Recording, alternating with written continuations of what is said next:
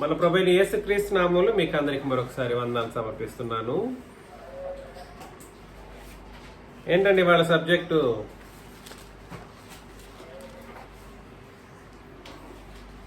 ఏంటి, ఎవరు మాట్లాడట్లేదు? ఆత్మ సంబంధమైన సంగతులు. అవునండి.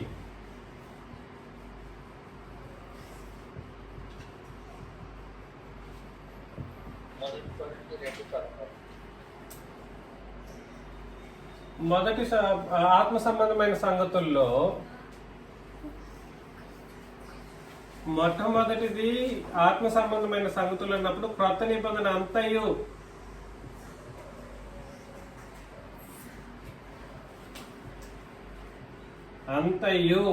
అంతయు ఏంటిదండి? ఆత్మ సంబంధమైన సంగతులే. అయితే దీన్ని ప్రత్యేకించి మనం పరిశీలన చేయట్లేదు. రెండవది మనం ఆలోచన చేశాం, ఆత్మ సంబంధమైన వరాలు.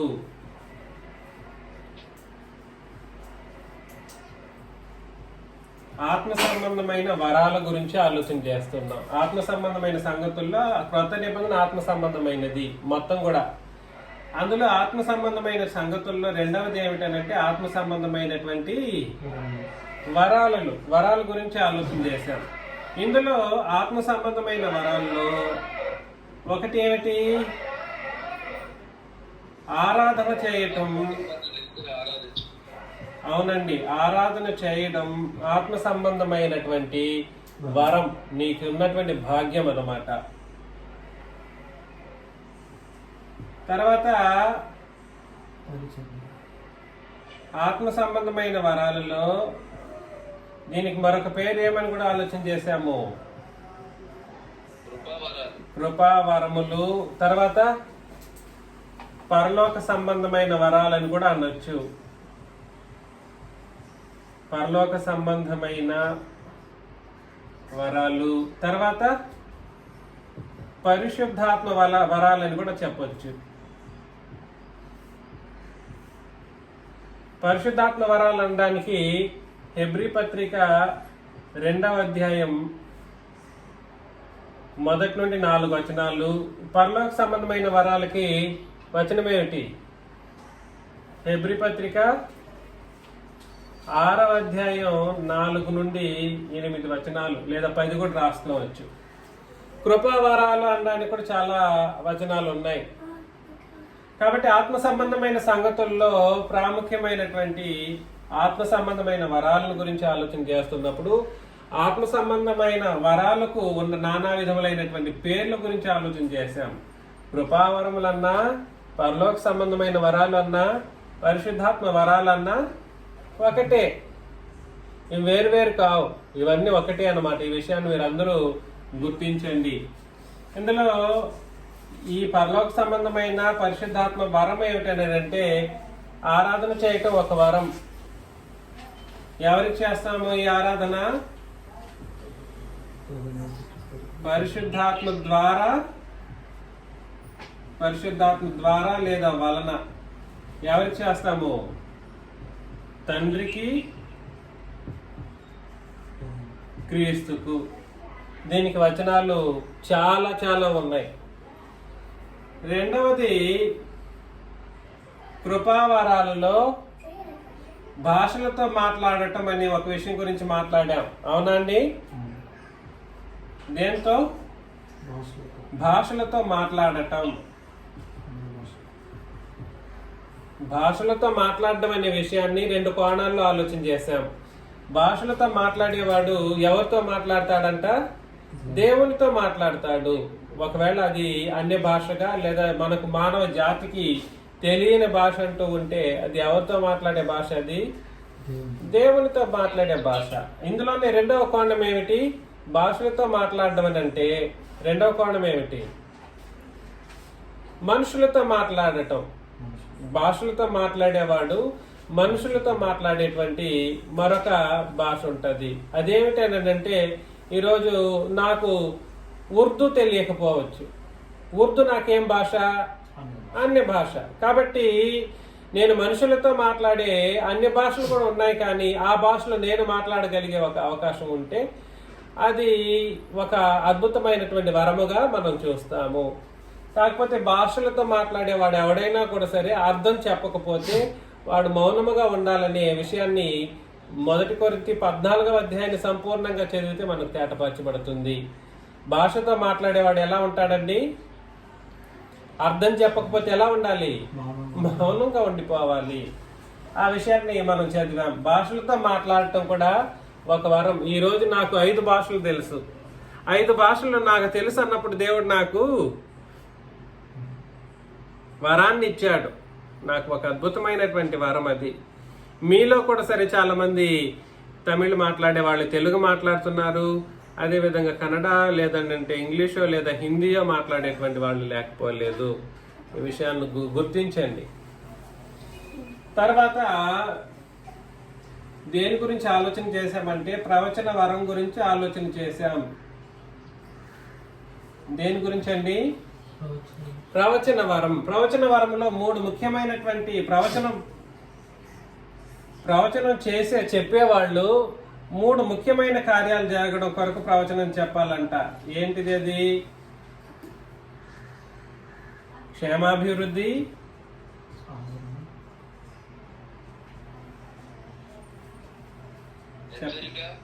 హెచ్చరిక, ఆదరణ. ఎవరికి ఇది? సంఘమునకు. ఎవరికి కలిగేటట్లుగా ప్రవచనం చెప్పాలి? ఎవరైనా కూడా సరే సంఘంలో లేని వాళ్ళ గురించి కాదు చెప్పాల్సింది. ఎవరికో చెప్పి ఏదేదో చెప్పేది కాదు. ఏమంటారు దాన్ని? శూన్యం చెప్తారు చూడండి. శూన్యం చెప్పేటువంటి శూన్యం లాంటిది కాదు ఇది. క్షుద్ర పూజలు చేసి ఏదేదో జరిగిపోతాడు అన్నట్లు కాదు, అట్లాంటిది కాదు ఈ ప్రవచన వరం అనే విషయం. ఇది మీరు గుర్తించండి. అర్థమవుతుందా? తర్వాత ఈ ప్రవచన వరం గురించి ఇవాళ మనం చాలా కూలంకషంగా, ఒక ఫోటో తీయండి, కూలంకషంగా ఇవాళ మనం పరిశీలన చేస్తాం. ఇది తుడి చేస్తున్నాను.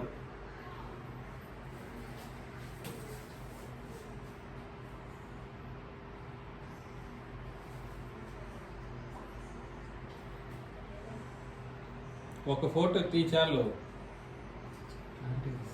ఎందుకు అట్లా పెట్టుకుని ఉన్నావు? డస్ట్ ఎక్కడ?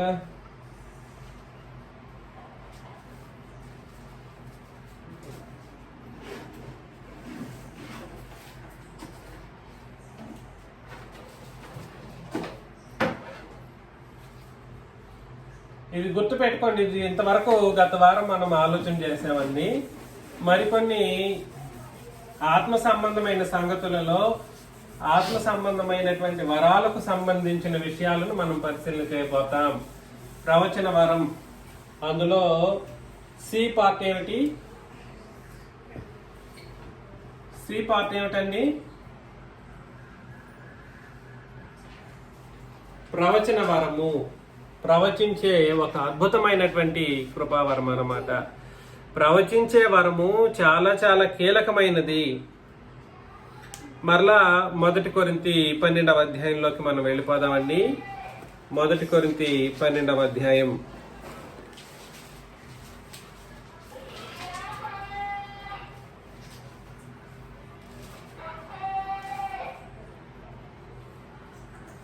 పన్నెండవ అధ్యాయంలో 4 నుండి నేను చదువుతున్నాను. కృపావరములు నానా విధములుగా ఉన్నవి గాని ఆత్మ ఒక్కడే, మరియు పరిచర్యలు నానా విధములుగా ఉన్నవి కానీ ప్రభువు ఒక్కడే.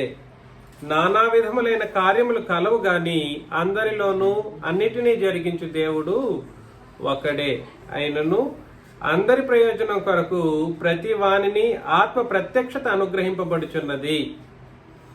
ఏలయనగా ఒకనికి ఆత్మ మూలముగా బుద్ధివాక్యము, మరి ఒకనికి ఆ ఆత్మను అనుసరించిన జ్ఞానవాక్యమును, మరి ఒకనికి ఆ ఆత్మ వలనే విశ్వాసమును, మరి ఒకనికి ఆ ఒక్క ఆత్మ వలనే స్వస్థపరచు వరములను, మరి ఒకనికి అద్భుత కార్యములను చేసే శక్తియు, మరి ఒకనికి ప్రవచన వరమును, మరి ఒకనికి ఆత్మల వివేచనయు, మరి ఒకనికి నానావిధ భాషలను, మరి ఒకనికి భాషల అర్థం చెప్పు శక్తియు అనుగ్రహింపబడి ఉన్నవి అని అన్నాడు. తండ్రి, కుమారుడు, పరిశుద్ధాత్ముడు ముగ్గురు గురించి మాట్లాడిన తర్వాత అక్కడ ఏమేమి వరాల గురించి మాట్లాడుతున్నాడండి? అది దేన్ని బట్టి ఆ ప్రయోజనం, అందరి ప్రయోజనం కొరకు అని అన్నాడు. ఆ మాట గుర్తుపెట్టుకోండి. ఇది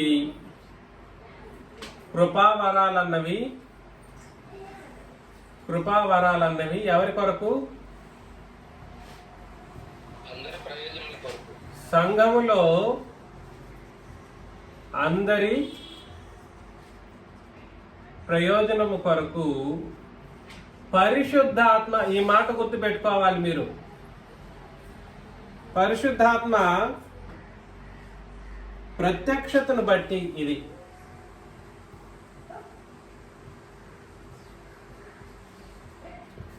పరిశుద్ధాత్మ ప్రత్యక్షతను బట్టి. ఈ వరాలన్నవి ఊరికే రావు. వరాలు ఎలా వస్తాయి అని అంటే పరిశుద్ధాత్మ ప్రత్యక్షతను బట్టి వరాలు అన్నవి వస్తూ ఉంటాయి. ఈ విషయాన్ని మనం చాలా జాగ్రత్తగా గుర్తు పెట్టుకోవాలి. పరిశుద్ధాత్మ యొక్క ప్రత్యక్షత, ఈ మాటను మీరు గుర్తు పెట్టుకోండి. ఒకనికి ఆత్మ మూలముగా బుద్ధి వాక్యం. ఈ ప్రత్యక్షతలు ఎలా ఉంటాయంటే బుద్ధి వాక్యం, ఈయన ప్రత్యక్షత కనబరిచిన వాళ్ళకి బుద్ధి వాక్యం వాళ్ళకి తెలుసు అన్నమాట, తెలిసి వస్తుంది. 2 జ్ఞానవాక్యము.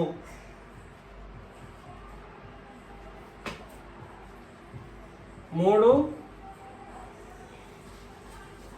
ఏంటి ఎవరు మాట్లాడట్లేదు, నిద్రపోతున్నారా? 1 కొరింథీ 12వ అధ్యాయం 8వ వచనం ఫాలో అవ్వట్లేదా? మరి ఒకనికి ఆత్మ వలనే విశ్వాసము. 4 స్వస్థపరచు వరము.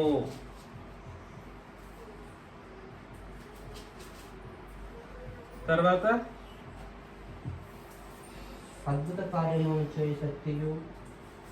అద్భుత కార్యాలు, ప్రవచన వరము. 6 ప్రవచన వరం. ఆత్మల వివేచన. నానావిధ భాషలు.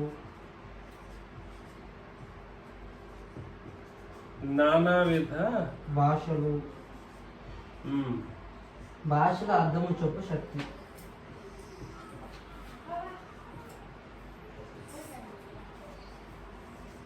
భాషల అర్థం కూడా చెప్పాలి. భాషలు మాట్లాడేవాళ్ళు భాషల అర్థం చెప్పకపోతే వాడు ఏదో వాగుతున్నాడు అని అర్థం అన్నమాట. ఏం చేస్తున్నాడు? వాడికి ఇష్టం వచ్చింది వాగుతున్నాడు అని అర్థం. ఈ విషయాన్ని మీరు గుర్తుపెట్టుకోండి. అయినను వీటన్నిటినీ ఆ ఆత్మ ఒక్కడే తన చిత్తము చొప్పున ప్రతి వానికి ప్రత్యేకముగా పనిచేయచ్చు కార్యసిద్ధి కలుగు చేయుచున్నాడు. ఈ మాటను గుర్తుపెట్టుకోండి. ఏం చేస్తున్నాడు? కార్యసిద్ధి అని అన్నాడు. ఇది ఎవరి ద్వారా కలుగుతుందంట? పరిశుద్ధాత్మ. ఎలా చేస్తున్నాడు?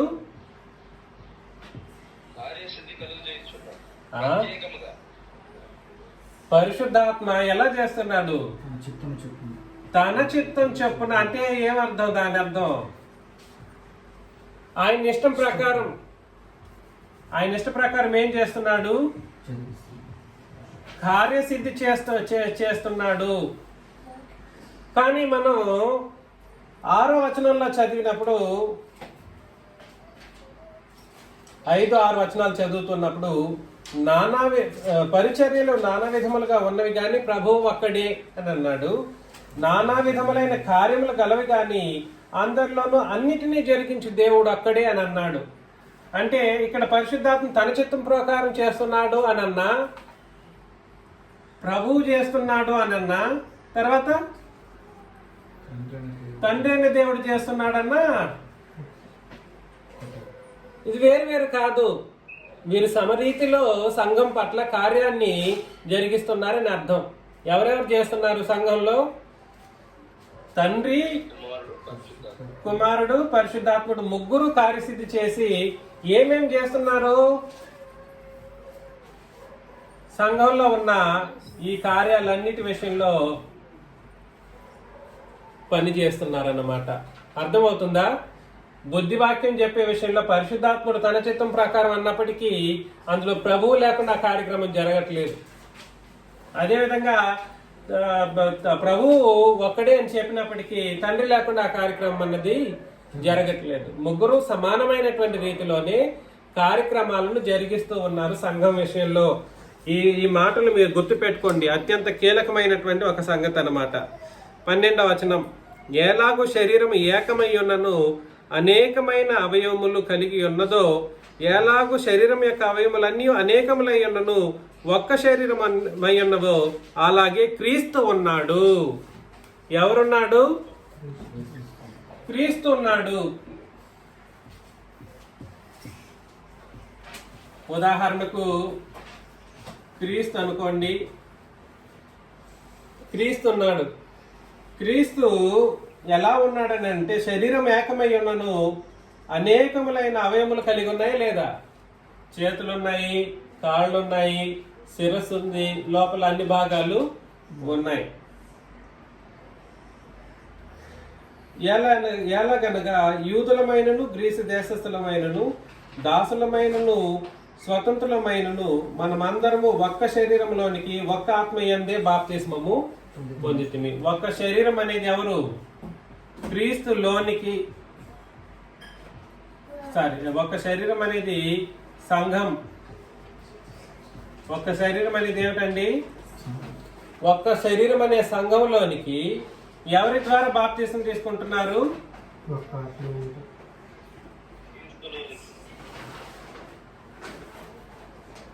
కరెక్ట్ గా వచనం చదివి మాట్లాడండి. ఒక్క ఆత్మ యందు బాప్తిస్మం. క్రీస్తు అనేటువంటి క్రీస్తు ఒక్కడే ఉన్నాడని చెప్పేటువంటి ఈ విషయంలో ఒక్క శరీరం అనే సంఘములో ఒక్క ఆత్మ యందు ఏం చేస్తున్నారు? బాప్తిస్మం తీసుకుంటున్నారు. కాబట్టి శరీరాలు ఎన్ని? శరీరం ఎన్ని? ఒకటే. ఊరికి ఒక శరీరం ఉంటుందా? సంఘం అనేది క్రీస్తు యొక్క శరీరం అన్నప్పుడు మీరు ఎక్కడికి వెళ్ళినా ఎన్ని పేర్లు ఉండాలి? ఒక్క శరీరానికి ఎన్ని పేర్లు? ఒకటే పేరు. ఒక్క సంఘమే, అందులోనే బాప్తిసం తీసుకోవాలి అని అన్నాడు. నెక్స్ట్ 14, శరీరం ఒకటే అవయముగా ఉండక అనేకమైన అవయములుగా ఉన్నది. శరీరం ఒకటే అవయమా? శరీరం ఒకటే అవయముగా పిలువబడుతుందా? పిలువబడదు. శరీరం అని పిలువబడాలంటే దాంట్లో ఏమేమి ఉండాలి? మానవ అవయవాలన్నీ ఉండాలి. అవయవాలు లేకుండా శరీరం అనడానికి వీలు లేదు. అది కూడా పని చేయాలన్నమాట. నెక్స్ట్ వచనంలో, నేను చెయ్యి కాను గనుక శరీరంలోని దానిని కానని పాదము చెప్పినంత మాత్రమున శరీరంలోనిది కాకపోలేదు అని అన్నాడు. చెయ్యి ఉంది, నేను చెయ్యి కాను అన్నప్పుడు శరీరంలోని దానిని కాదని పాదం చెప్పినంత మాత్రాన శరీరంలో పాదం లేదని చెప్పడానికి అవకాశం ఉందా? లేదు. చెయ్యి ఉంది, నాకు ఈ శరీరంలో నాకు ఈ చెయ్యి ఉండవలసిన అవసరం లేదని అనుకుంటే ఈ శరీరంలో నువ్వేం చేయాలి? ఏం చేయాలి? ఖండించి పక్కన పెట్టేసుకోవాలి. అయినంత మాత్రాన అది శరీరం అవుతుందా? శరీరం కాదు. శరీరం అని పిలువబడాలని అంటే అవయవం అనేది ఆ శరీరంలో ఉండి తీరాల్సిందే. ఈ విషయాన్ని గుర్తుపెట్టుకోండి. మరియు నేను కన్ను కాను గనక శరీరంలోని దానను కానని చెవి చెప్పినంత మాత్రమున శరీరంలోనిది కాకపోలేదు. చెవి ఏమంటుంది? చెవి ఏమంటుందంటే కన్ను కాదు, నేను కన్ను కాదు. కన్ను ఎక్కడుంది? శరీరంలోనే ఉంది. నేను చెవిని కాబట్టి నేను కన్నును కాదని చెవి చెబితే ఈ శరీరంలోనిది ఈ చెవి కాకుండా ఉంటుందా? కాకుండా ఉండదు. ఖచ్చితంగా ఈ శరీరంలోనిది అవుతుంది. శరీరం అంతయు కన్ను అయితే వినుట ఎక్కడ? ఎలాగా? శరీరం అంతా కన్నుంటే వినేది ఎక్కడ? తర్వాత అంతయు వినుట అయితే వాసన చూచుట ఎక్కడ? అయితే దేవుడు అవయవముల్లో ప్రతి దానిని తన చిత్త ప్రకారము శరీరంలో ఉంచెను అని అన్నాడు. అర్థమవుతుందా? తన చిత్త ప్రకారం ఏం చేశాడు దేవుడు? అవయవాలు ఎక్కడెక్కడ ఉంచాలి అక్కడ ఉంచాడు. అవన్నీ ఒక్క అవయవం అయితే శరీరం ఎక్కడ? అవయములు అనేకములైన శరీరం ఒక్కటే గనుక కన్ను చేతితో నీవు నాకు అక్కర్లేదని చెప్పజాలదు, తల పాదములతో మీరు నాకు అక్కర్లేదని చెప్పజాలదు. అంతేకాదు శరీరం యొక్క అవయముల్లో ఏవి మరి బలహీనముగా కనబడునో అవి మరీ ఆవశ్యకములే. శరీరంలో ఏ అవయములు ఘనత లేనివని తలంతుమో అవయములు మరి ఎక్కువ ఘనపరచుచున్నాము. సుందరములు కాని మన అవయములకు ఎక్కువైన సౌందర్యము కలుగును. సుందరం కాని మన అవయములకు ఎక్కువ సౌందర్యము కలుగును అని అన్నాడు. సుందరములైన మన అవయములకు ఎక్కువ సౌందర్యము అక్కర్లేదు. సుందరములైన మన అవయములకు ఎక్కువ సౌందర్యము అక్కర్లేదు. అయితే శరీరముల వివాదము లేక అవయములు ఒకదానికొకటి ఏకముగా పరామర్శించలాగిన దేవుడు తక్కువ దానికి ఎక్కువ ఘనత కలుగు చేసి శరీరమును అమర్చి ఉన్నాడు. కాగా ఒక అవయవము శ్రమ పడినప్పుడు అవయవములన్నీ దానితో కూడా శ్రమపడును. ఒక అవయవం శ్రమ పడితే అవయవులన్నీ, కన్ను పోయిందనుకోండి, కన్ను ఇబ్బంది పడింది అనుకోండి, చెయ్యలు ఏం చేస్తుంది? రెండు కళ్ళు పోతే అన్ని అవయవాలకి ఇబ్బందా కాదా? ఎట్లా పోయి గుద్దుకుంటావో, ఎక్కడ దెబ్బలు తాకుతాయో మనం చెప్పలేము. ఎటు వెళ్ళిపోతామో మనకు తెలియదు. అన్ని అవయవాలకి డేంజర్. అర్థమవుతుందా? ఒక అవయవం ఘనత పొందినప్పుడు అవయములన్నీ దానితో కూడా సంతోషించును. అటువలే మీరు క్రీస్తు యొక్క శరీరమై ఉండి, ఎవరి యొక్క శరీరం అండి? దయచేసి ఇక్కడ నుండి కొంచెం సీరియస్గా ఆలోచన చేయండి. మీరు క్రీస్తు యొక్క శరీరమై ఉండి వేరువేరుగా అవయవములై ఉన్నారు. మనం క్రీస్తు యొక్క శరీరమై ఉండి వేరువేరుగా ఏమై ఉన్నాము? అవయవములై ఉన్నాము. మరియు దేవుడు సంఘములో మొదట కొందరిని అపోస్తలుగాను, పిమ్మట కొందరిని ప్రవక్తలుగాను,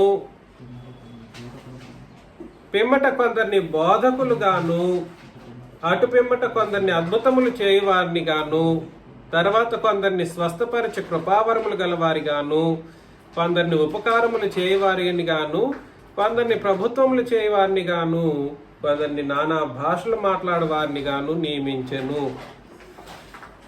అందరూ అపోస్తలులా, అందరూ ప్రవక్తలా, అందరూ బోధకులా, అందరూ అద్భుతములు చేయవారా, అందరూ స్వస్థపరిచే కృపావరములు గలవారా, అందరూ భాషలతో మాట్లాడుచున్నారా, అందరూ ఆ భాషలో అర్థం చెప్పుచున్నారా? కృపావరముల్లో శ్రేష్టమైన వాటిని ఆసక్తితో అపేక్షించుడి. ఇదిగాక సర్వోత్తమమైన మార్గమును మీకు చూపుచున్నాను. ఇక్కడ ఏమన్నా అర్థమైందా మీకు?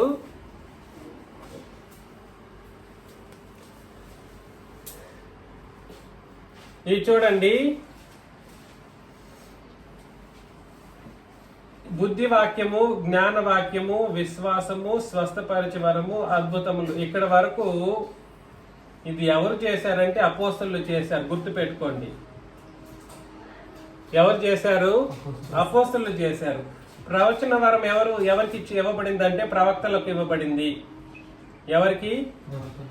ఇది క్రొత్త నిబంధన అపోస్తలులు. మరలా చెప్తున్నాను, ఇక్కడ ప్రవక్తలు కూడా ఏ ప్రవక్తలు? క్రొత్త నిబంధన ప్రవక్తలు. గుర్తు పెట్టుకోవాలి. ఆత్మల వివేచన, నానా విధమైన భాషలు అర్థం చెప్పే శక్తి, ఇవన్నీ సంఘంలో కొంతమంది ఉన్నారు. చూడండి ఇక్కడ నెక్స్ట్ పార్ట్లో ఇక్కడ మనం చదివాం కదా, కొందరు ప్రవక్తలను గాను, కొందరిని బోధకులను గాను, ఇట్లాంటి కొంతమంది ఉంటారు. వాళ్ళు ఏం చేస్తారంటే బోధకులు భాషలతో మాట్లాడే వాళ్ళుగా ఉంటారనమాట. అర్థమవుతుంది నేను చెప్పేది? ఈ విభజన మీకు అర్థం అవ్వాలి. సంఘంలోని ప్రత్యేకమైన వ్యక్తులు ఉంటారు మొదటి శతాబ్ద కాలంలో.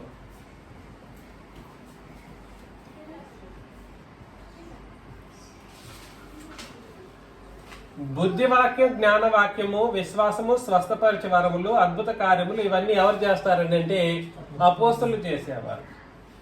ఈ బుద్ధివాక్యం, జ్ఞానవాక్యం ఎవరి ద్వారా వాళ్ళకి అందించబడింది? తండ్రి, కుమారుడు, పరిశుద్ధాత్ముడు. దేని కొరకు? అది కార్యసిద్ధి. ఎక్కడ కార్యసిద్ధి జరగడం కొరకు? ఏమిగా కార్యసిద్ధి జరగడం కొరకు?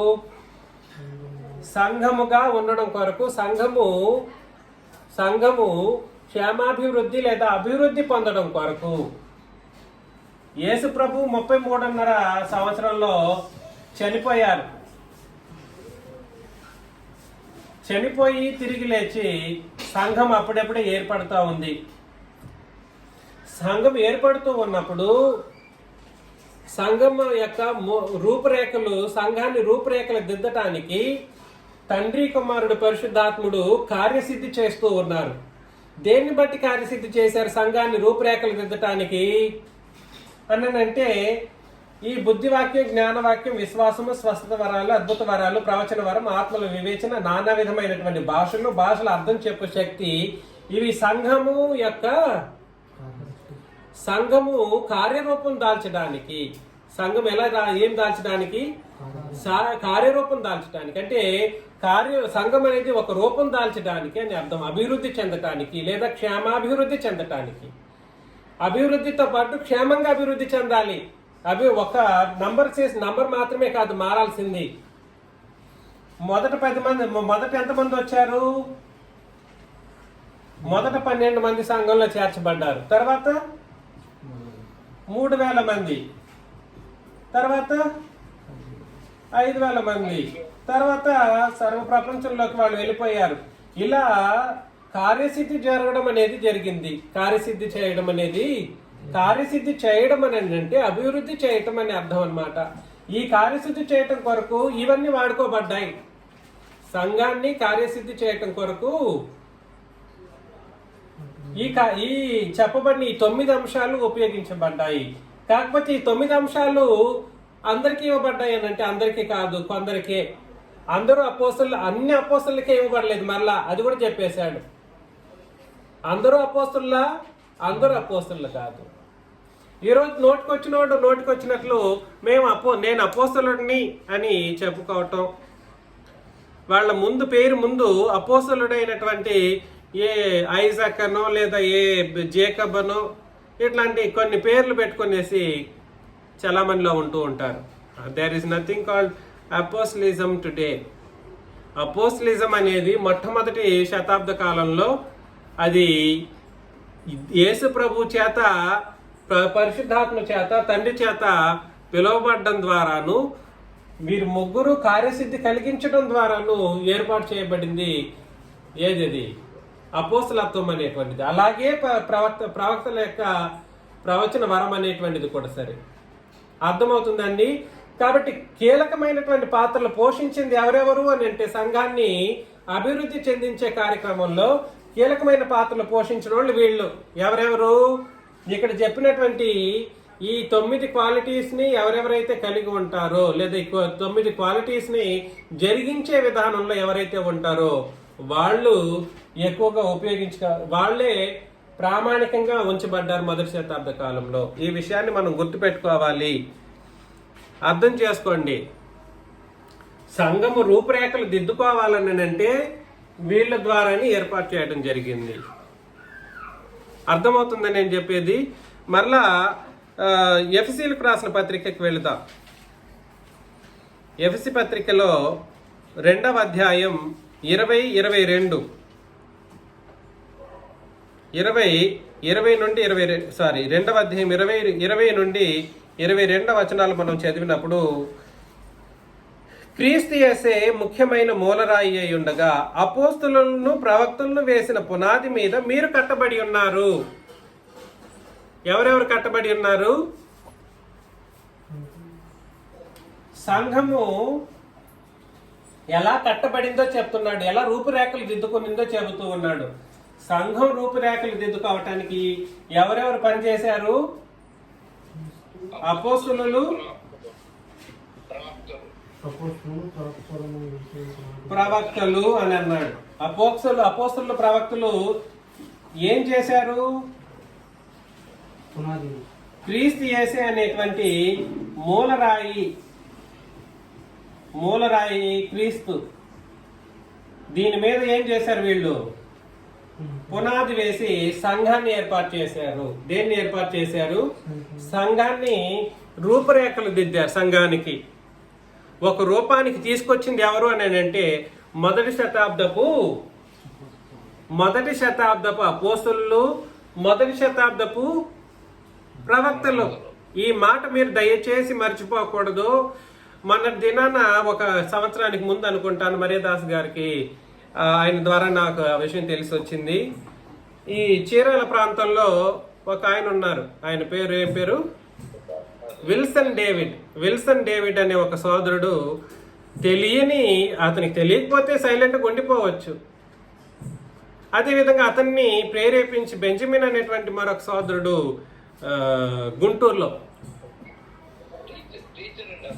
ఎవరో కానివ్వండి, బెంజమిన్ అనేటువంటి ఒక సోదరుడికి అతన్ని ప్రేరేపించి ప్రవక్తలు లేకుండా సంఘం అనేది కట్టబడడానికి వీలు లేదు.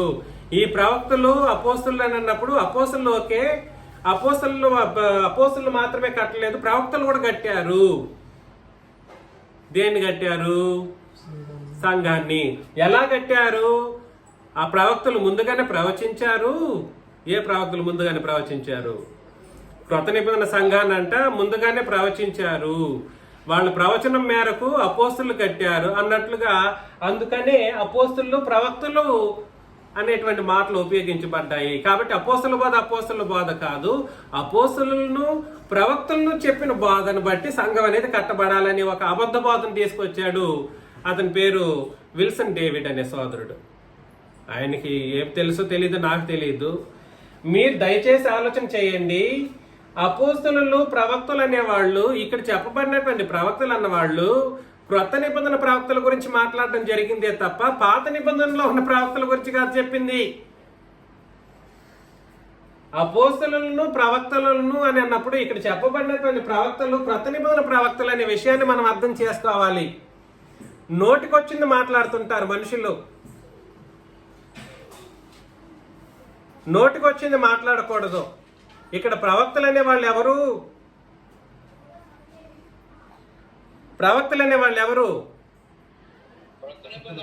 క్రొత్త నిబంధన ప్రవక్తలు. వీళ్ళు ఏం చేశారని అంటే సంఘాన్ని క్రీస్తు అనేటువంటి పునాది మీద కట్టారు. అపోస్తులు ప్రవక్తలు క్రీస్తు అనే పునాది.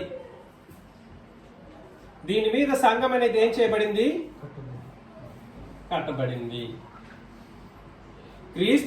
క్రీస్తు అనే మూలరాయి అనేటువంటి పునాది మీద సంఘం అనేది కట్టబడింది. దానికి దోహదపడిన వాళ్ళు ఎవరెవరు? అపోస్తులను. కనీసం తెలుగు చదవడానికి తెలిసిన వాళ్ళు ఎవరైనా ఉంటే ఇప్పుడు మరలా కంటిన్యూ చేద్దాం. మరొకసారి 20వ వచనం, ఎఫెసీ 2వ అధ్యాయం 20, 21, 22. క్రీస్తు యేసే ముఖ్యమైన మూలరాయి అయి ఉండగా అపోస్తులను ప్రవక్తలను వేసిన పునాది మీద మీరు కట్టబడి ఉన్నారు. ఎవరు వేసిన పునాది అది? అపోస్తులను ప్రవక్తలను వేసిన పునాది మీద.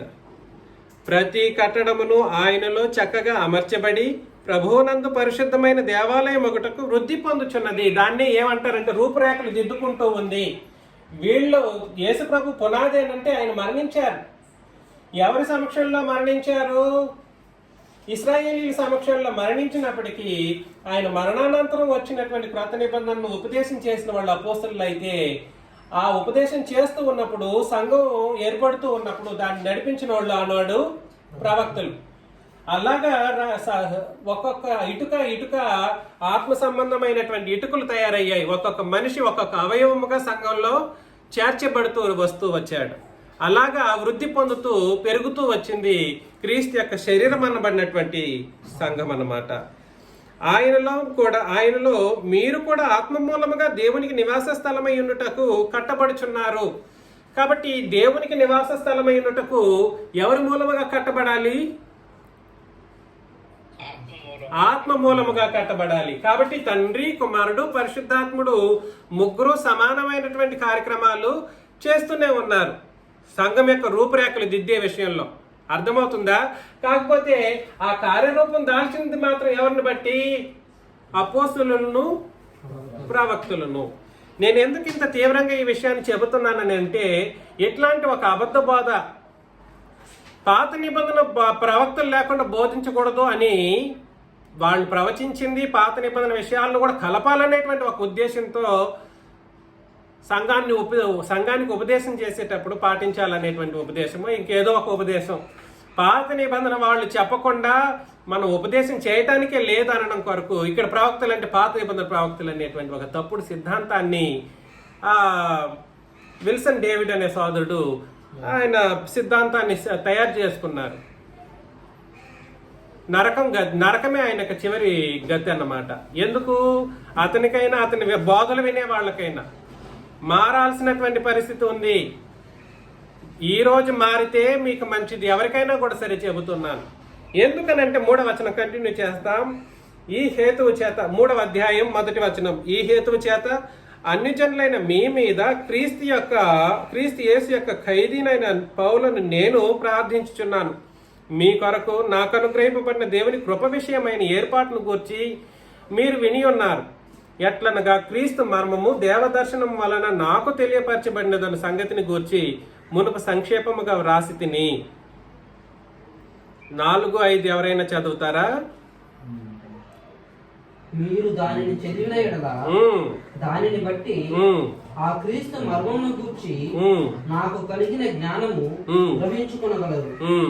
ఈ మర్మం ఇప్పుడు చూడండి, 5 అండర్లైన్ చేసుకోండి. ఈ మర్మము ఇప్పుడు ఆత్మ మూలముగా. ఇప్పుడు అని అంటే అర్థం ఏమిటి? ఈ మర్మము ఇప్పుడు ఆత్మ మూలముగా దేవుని పరిశుద్ధులుగా అపోస్తలులకును ప్రవక్తలకును బయలుపరచబడి ఉన్నట్టుగా పూర్వకాలముల యందు మనుషులకు. అంటే అర్థం ఏమిటి? ఇప్పుడు అన్నాడు, పూర్వకాలం అన్నాడు. కాలాన్ని గుర్తించే కనీస పరిపక్వత లేనటువంటి వృద్ధాప్యంలో ఉన్న తెలుగు చదివిన ఎంత వృద్ధాప్యంలో ఉన్నారు, తెలుగు చదువుకొని ఉన్నారు, చదవగలరు. దేవుని వాక్యాన్ని ఎంతగా వక్రీకరిస్తున్నారో మీరు అర్థం చేసుకోగలుగుతున్నారా? ఇప్పుడు అన్నాడు. ఇప్పుడు అని చెప్పినటువంటి వాళ్ళు ఎవరు? అపోస్తలులు, ప్రవక్తలు. అపోస్తలులు ఉన్నారు, ప్రవక్తలు. వీళ్ళకి తెలియపరిచినట్లుగా పూర్వకాలమందు మనుషులకు అని అన్నాడు. మనుషులకు తెలియపరచబడలేదు. ఇప్పుడు పూర్వకాలం అంటే ఏ కాలం అది? పాత నిబంధన కాలమే, లేదా పితరుల యుగం కాలం అని కూడా చెప్పుకోవచ్చు. ఏ యుగం అని కూడా చెప్పుకోవచ్చు? పితరుల యుగము ప్లస్ నిబంధన బట్టి కాకుండా పితరుల యుగము ప్లస్ ధర్మశాస్త్ర యుగము రెండింటినీ కలిపి పూర్వకాలము అని అన్నాడు. రాసుకోండి, అది కావాలంటే అది కూడా రాసుకోండి. పూర్వకాలము = పితరుల యుగము ప్లస్ ధర్మశాస్త్ర యుగం. ఇప్పుడు అన్నాడు. ఎప్పుడు అది? క్రొత్త నిబంధన కాలంలో ఎవరికి మాత్రమే ప్రత్యక్షపరచబడింది?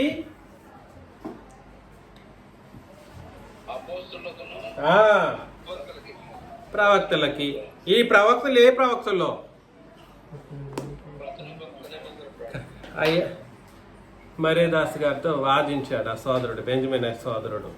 వాదించిన తర్వాత చెప్పితే కూడా సరే, చెప్పిన తర్వాత కూడా అర్థం చేసుకున్న తర్వాత కూడా తప్పు ఒప్పుకున్నవాడు మారు మనసు పొందాడంటే మారు మనసు పొందాడా మరేదాస్ గారు? మారు మనసు పొందలేదు. అంటే సంఘం విషయంలో వీళ్ళకి సరైన అవగాహన లేదు అని, అలాంటి అవగాహన లేని సంఘంలో వీళ్ళు సంఘం అనుకుంటూ నడిపిస్తున్నారు, ఆ సంఘాలన్నీ నరకానికి సిద్ధమై ఉన్నాయనే సత్యాన్ని మీరు అందరూ గుర్తించాలి. దయచేసి చదవండి. నెక్స్ట్ 6వ వచనం. ఈ మర్మ మీదనగా అన్ని జనుల సువార్త వలన క్రీస్తు చేసినందు యూదులతో పాటు సమాన వారసులను, ఒక శరీరమందలి సాటి అవయవులను, వాగ్దానములో పాలివారులనై ఉన్నారని అన్నది అని అన్నాడు అన్నమాట. కాబట్టి దయచేసి ఈ విషయాలు మీరు గుర్తించండి. సంఘం అనేది ఎలా ఏర్పాటు చేయబడటం జరిగింది అనేది అంటే క్రీస్తు యేసు అనేటువంటి మూల రాయి మీద క్రొత్త నిబంధన అపోస్తలులు, క్రొత్త నిబంధన ప్రవక్తలను బట్టి ఏం చేయబడింది? సంఘం అనేది కార్యరూపం దాల్చబడి రూపురేఖలు దిద్దుకొని అభివృద్ధి చెందించబడ్డాయి. ఈ కార్యక్రమాలన్నిటికీ మూలం ఎవరనంటే తండ్రి, పరిశుద్ధాత్ముడు, అదేవిధంగా ప్రభు అయిన క్రీస్తు. అర్థమవుతుంది కదా నేను చెప్పేది? దయచేసి ఆలోచన చేయండి. ఒక చోట చెప్పుంటే సరే, ఒక చోట కాదు చెప్పింది. అదే ఎఫెసీ పత్రికలో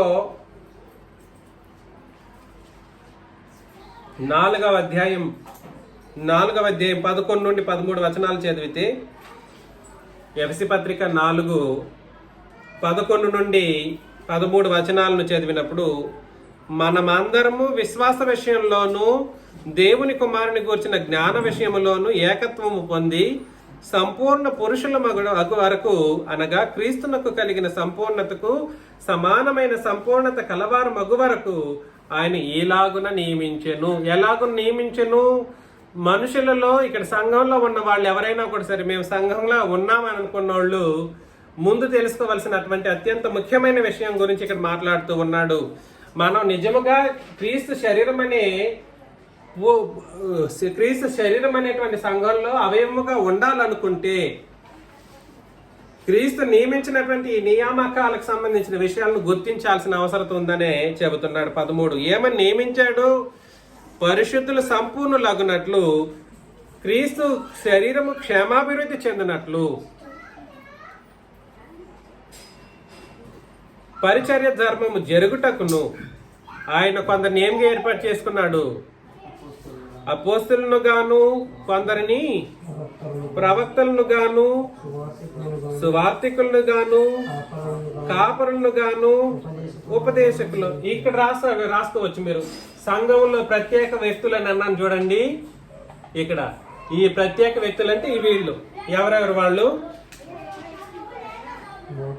సువార్తికులు, కాపరులు, ఉపదేశకులు. సువార్తికులు, కాపరులు, ఉపదేశకులు. సువార్తికులు అంటే సువార్త చెబుతూ ఉంటారు. కాపరులు అంటే కాపరులు ఏం చేస్తారు? సంఘాన్ని కాపాడుతూ ఉంటారు, పై అధికారులుగా ఉంటారు. ఉపదేశకులు అంటే దేవుని యొక్క వాక్యాన్ని ఉపదేశం చేస్తూ ఉంటారు, బోధిస్తూ ఉంటారు.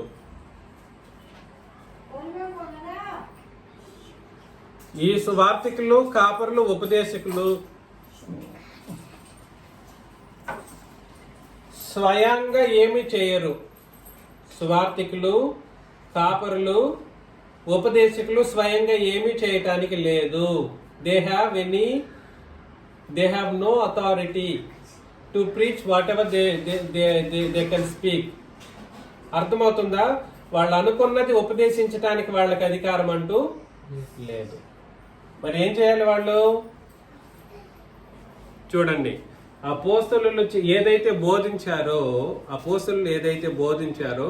అపోస్తలుల బోధన బట్టి వీళ్ళు ఏం చేస్తుంటారంటే ఉపదేశం చేయటమో, సువార్త చెప్పటమో, కాపరిగా ఉండడమో, అధ్యక్షులుగా ఉండడమో జరుగుతుంది అన్నమాట. దేన్ని బట్టి? అపోస్తలుల బోధన బట్టి. ప్రవక్తలు కేవలం మొదటి శతాబ్ద సంఘంలో ఆ సంఘం యొక్క రూపురేఖలు దిద్దే విషయంలో వాళ్ళు దోహదపడ్డారు, వాళ్ళు కార్యరూపం దాల్చారు. అపోస్తలులు ఇప్పుడున్నారా? అపోస్తలులు ఇప్పుడు లేరు. ప్రవక్తలు ఉన్నారా? ప్రవక్తలు లేరు. ఇప్పుడు ఉన్నోళ్ళు ఎవరు? వీళ్ళు మొట్టమొదటి కాలంలో జరిగించవలసిన కార్యాలు వీళ్ళు చేసేసారు. ఎవరెవరు? అపోస్తలులను ప్రవక్తలను చేయవలసినటువంటి కార్యాలను వాళ్ళు ఏం చేశారు? సంపూర్ణంగా చేసేసారు. అటు సంఘం క్షేమాభివృద్ధి చెందింది. అపోస్తలు ఏం చేశారు? బోధను కృత నిబంధన రూపంలో రాసి పెట్టేశారు. అపోస్తలు ఇంకా అవసరమని అంటే ఇంకా అవసరం లేదు. ఇంకా అపోస్తలు ఉంటే ఏం చేయాలి? దేవుడు తన యొక్క క్రొత్త నిబంధనను మరలా అందులో కొన్ని విషయాలను మరలా యాడ్ చేస్తూ రావాలి. అపోస్తలు ఏం చేస్తారంటే అపోస్తలు దేవుని యొక్క మాటలను తెలియజేస్తూ ఉంటారు. అపోస్తలు ఏం చేస్తారు? దేవుని మాటలను ఉపదేశం చేసే విషయంలో వాళ్ళకి మాత్రమే ఇవ్వబడినటువంటి అధికారాన్ని బట్టి ఉపదేశం చేసి బోధించి దాన్ని రాసి పెట్టి అందిస్తూ ఉంటారన్నమాట. ఇప్పటికీ క్రొత్త అపోస్తలు వచ్చారనుకోండి, దేవుడు ఇంకా ఏం చేస్తూ ఉండాలి? క్రొత్త నిబంధన ఇంకా రచన చేయబడుతూనే ఉండాలి. నేను మీకు ప్రేమతో తెలియజేసే అత్యంత ముఖ్యమైన విషయం ఏమిటంటే, ధర్మశాస్త్ర యుగంలో దేవుని మాటలు ఆగిపోయాయి. పితరుల యుగంలో దేవుని మాటలు ఆగిపోయాయి. ధర్మశాస్త్ర విషయంలో దేవుని మాటలు అనబడినది కొట్టివేయబడింది. ఈరోజు చూడండి, ఈరోజు మనకంటూ ఉన్నటువంటి చివరి నిబంధన కేవలం క్రొత్త నిబంధన మాత్రమే. ఈ చివరి నిబంధనలో ఏదేదైతే రాసి ఇవ్వాలనో అది రాసి ఇవ్వడం అయిపోయింది.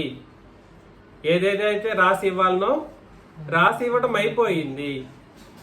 క్రొత్తగా అందులో ఏమి ఎవడు చేర్చడానికి వీల్లేదు. క్రొత్తగా అందులో ఎవడు చేర్చడానికి వీల్లేదు. అందులో క్రొత్తగా ఎవడు ఏది మార్పు చేయటానికి వీలు లేదు. చేర్చడానికి వీలు లేదు అని అంటే అర్థం ఏమిటంటే రెండు రకాలుగా. అపోస్తలుల బోధలో లేదా క్రొత్త నిబంధనలో ఎవడు ఏది చేర్చడానికి వీలు లేదని అంటే రెండు రకాలుగా. ఒకటి, ఇంకో క్రొత్త అపోస్తలు వచ్చి క్రొత్తగా అందులో ఏది చేర్చడానికి అవకాశం లేదని అర్థం. రెండు, అపోస్తలుల బోధ అని చెప్పుకొని పాత నిబంధన కలిపి అపోస్తలుల బోధగా బోధించటం. ఏం చెప్పాను?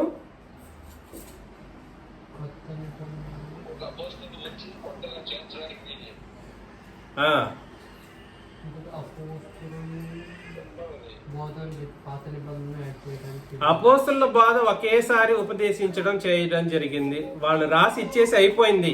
ఇంకో నిబంధన వస్తుందా? ఇంక 1000 సంవత్సరాలు అయిన తర్వాత ఇంకేదైనా దేవుడు మనసు మార్చుకొని ఇంకేదైనా రాసి ఇవ్వబోతాడా? లేదా ప్రభువు వచ్చి ఇంకేమైనా రాసి ఇవ్వబోతాడని అంటే ఇంకేమీ లేదు.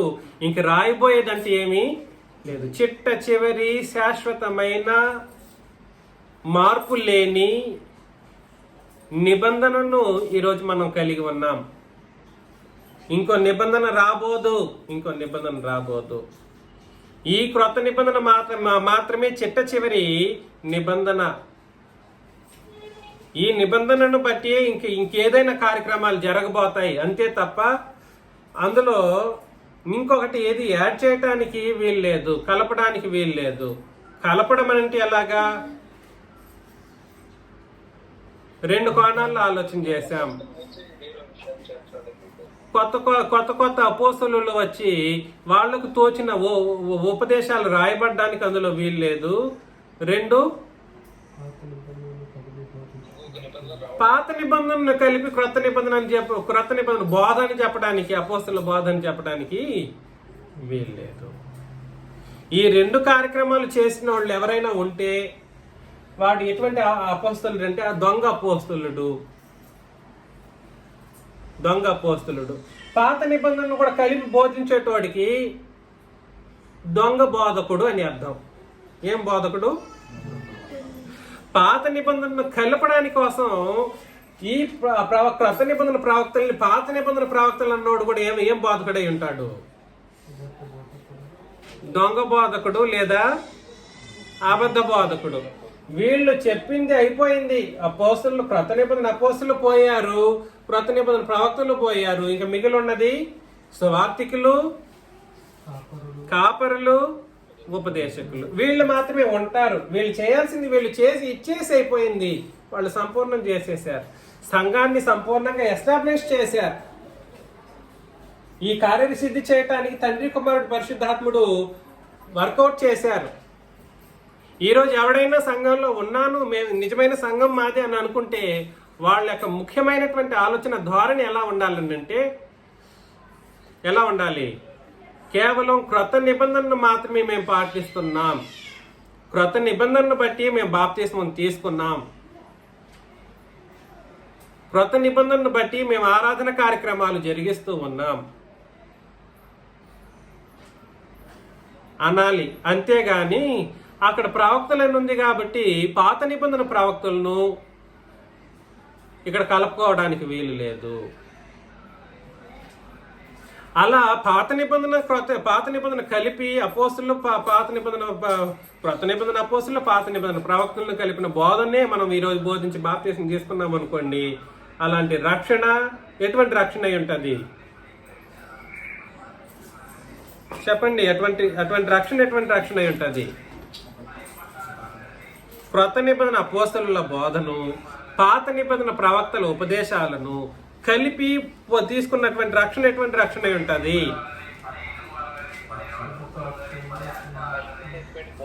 అది రక్షణ కాదు. ముందు ఆ మాట కూడా ఉపయోగించడానికి వీల్లేదు. అది రక్షణ కాదు. వాళ్ళు తీసుకున్న బాప్తిస్మమే కాదు. ఎందుకు నేను ఆ మాటను అంటున్నానంటే, పేతురు రాసిన మొదటి పత్రిక మొదటి అధ్యాయంలో, పేతురు రాసిన మొదటి పత్రిక మొదటి అధ్యాయం 10-11 వచనాలను చదివినప్పుడు, మరలా 7 నుండి చదవచ్చు లేదా 8 నుండి. మీరు ఆయన్ను చూడకపోయినను ఆయన్ను ప్రేమించుచున్నారు. ఇక మీదట మనం ఏం చేయబోము? సంఘంలో ఉన్న వాళ్ళు ఇంకేసు ప్రభువుని చూడలేదు. చూసింది ఎవరు? అపోస్తులు. మీరు ఆయన్ని చూడకపోయినా ఆయన్ని ప్రేమించుచున్నారు. ఇప్పుడు ఆయన్ను కన్నులారా చూడకయే ఏం చేస్తున్నారు? విశ్వసించుచు మీ విశ్వాసమునకు ఫలమును అనగా ఆత్మరక్షణను పొందుచు చెప్పనసఖ్యమును మహిమాయుక్తమునైన సంతోషము గల వారై ఆనందించుచున్నారు. మీకు కలుగు ఆ కృపను గూర్చి లేదా కృపా వరమును గూర్చి. ఈరోజు విశ్వాసం కలిగి ఉండడం అనేది ఏమిటి? విశ్వాసం కలిగి ఉండడం అనేది ఒక కృప లేదా కృపా వరం. ఏమిటి? విశ్వాసం ద్వారా కలిగే క్రొత్త నిబంధన రక్షణ అనేది ఏమిటి? కృపావరము. కృపను గూర్చి లేదా కృపావరమును గూర్చి